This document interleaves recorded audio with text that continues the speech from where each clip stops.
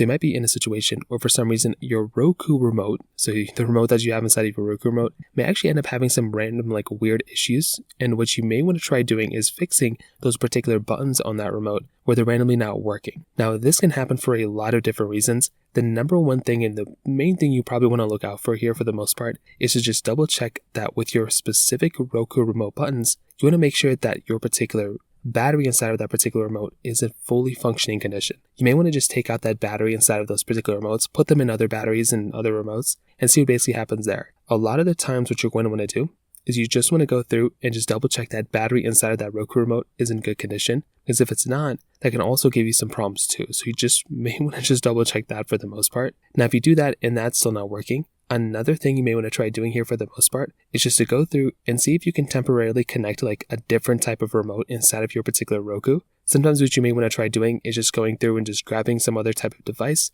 some other remote, replacing the batteries within there, seeing if those buttons are temporarily working there, and then going through and then actually updating your Roku remote or updating your Roku system. You may also want to try going through and basically making your way over into your particular Roku system with a different Roku remote or maybe a keyboard or some other option that you have, and then going through and then just like trying to update your TV or updating your Roku remote that way as well. So that's another option that you kind of have as well. If that's still not working, another thing you can try doing here too is to basically just go through and just to see if you can restart your Roku. You can also take out the batteries inside of your Roku remote, place them back in, and you may want to see if that ends up working too. And for a lot of people, simply either restarting the Roku system or restarting and, not repairing your controller. You don't have to do that or repair your control. You can just go through and just, plug on new batteries and just kind of restart it and see if that ends up fixing the problem as well. So that pretty much covers it up there.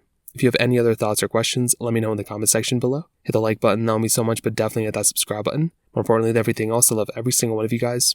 Hopefully I'll catch you guys in the next video. Peace out till then.